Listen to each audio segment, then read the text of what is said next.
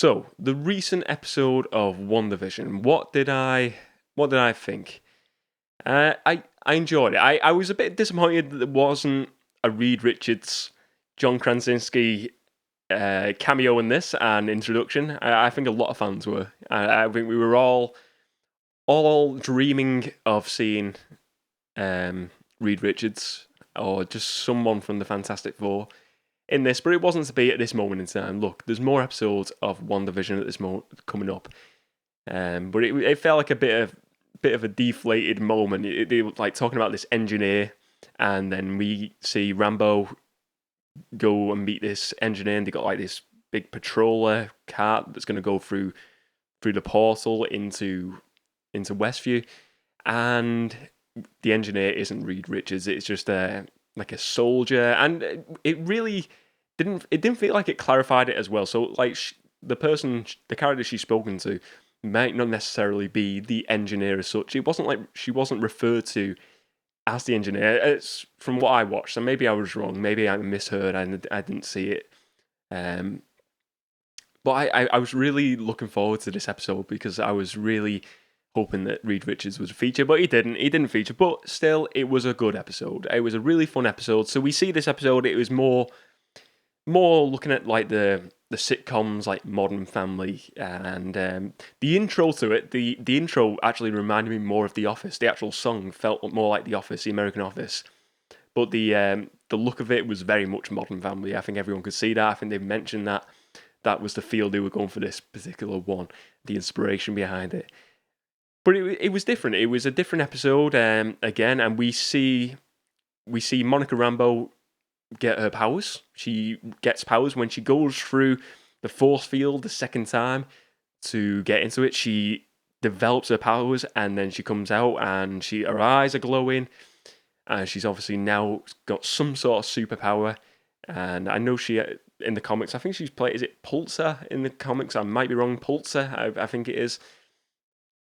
Who knows? We don't know. She could be playing a completely different superhero. We don't know what character she's going to take on, what superhero mantle she's going to take on. But I was watching this, and the one character I'm really enjoying the most is Monica Rambeau. I'm really enjoying her character, and I do hope they give her a series or feature her within a movie or give her a movie. I think she's a really cool character, and a character that I've just slowly started to enjoy even more so throughout the this series, and it's been fun to see her develop.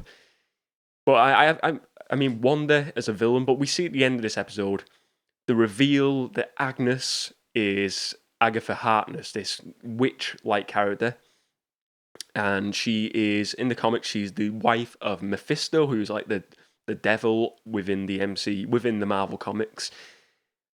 So she is revealed as like the main villain of all this, and it's sort of like it shows like this montage of through all the eras, and it's just very glorifying that she is the villain, and you've never seen this coming basically. But it sort of felt like we all knew this was coming in a way, but we didn't. I know I predicted that like Wanda was going to be the true villain, but it's sort of at it, and I suppose they played us and they've not played us.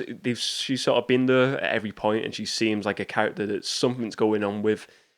And maybe the last episode, it put us off the scent a bit. It put me off the scent a bit, but then it's revealed that she's like a witch. The two boys, the two young lads, have gone missing down in the cellar. Wanda goes into the cellar. This is where the reveal takes place, and it's in like this sort of like dungeon sort of place. And there's like you see all like skulls and smoke everywhere, very dungeon-like. And yeah, so she's revealed as the villain, but I don't know. I feel like there's more to this. I don't think this is the end of it. Obviously, it's not the end because there's more episodes to come.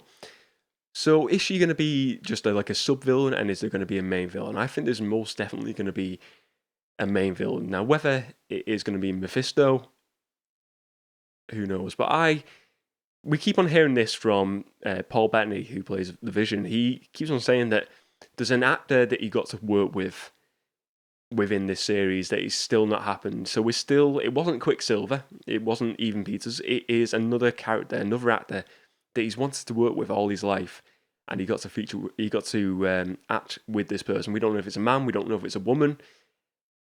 So who is it? Who is it going to be?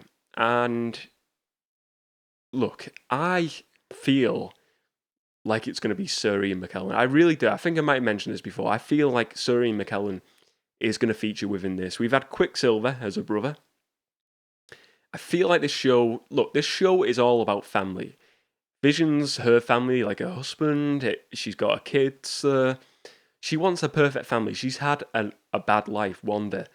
Her brother's died, and everything about this is all about her family. So I feel like we're going to get the end bit. We're going to see Magneto. I just feel like we are going to see Sir Ian McKellen's Magneto in this.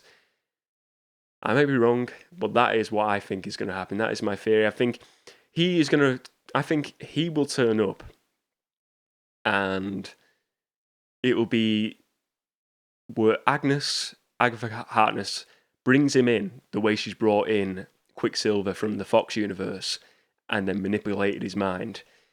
But I think she's going to bring him in, and then maybe like Vision will help him realize who he truly is, and then they will all defeat Agatha and maybe Mephisto or whoever else she has alongside her.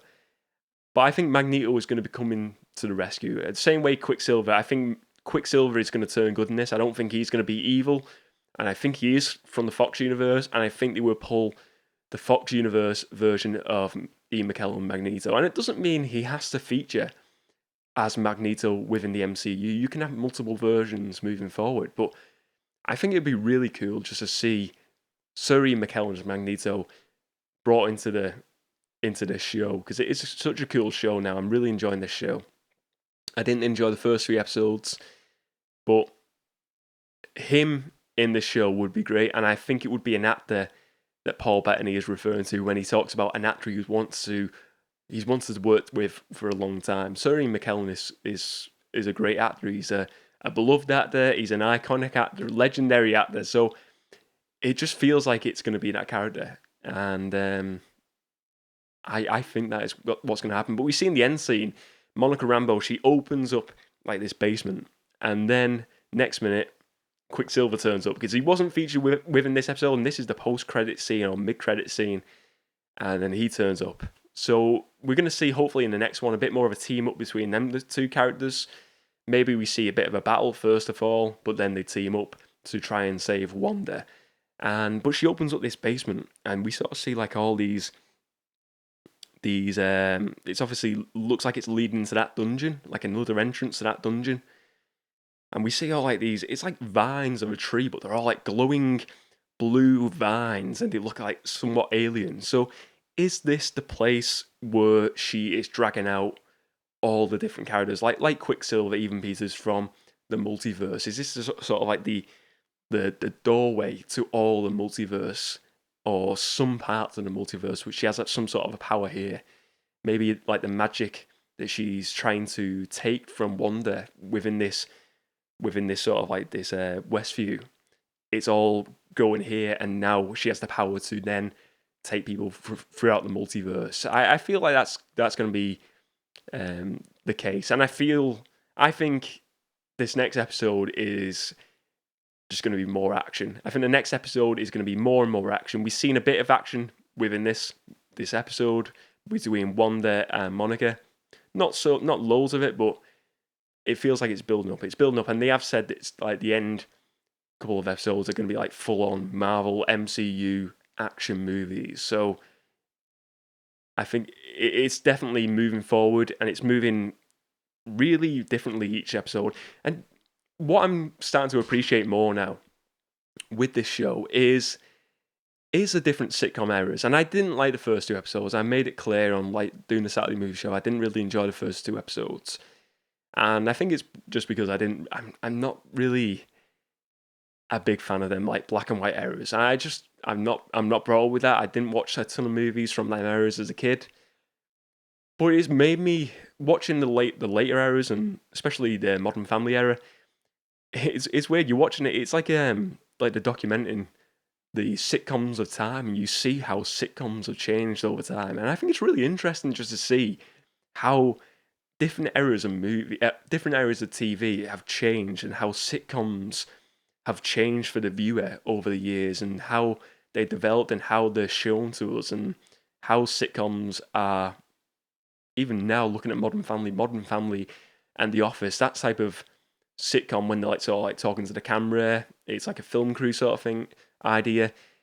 That even now seems outdated. It feels like we've gone into a different era now, and we're moving forward from that era, and it's really interesting to watch. I find it very interesting just to see them different eras, and I think they've really done a good job of showing these different eras of sitcoms and the way they were filmed and way they were presented to us as viewers. So it is very, very cool.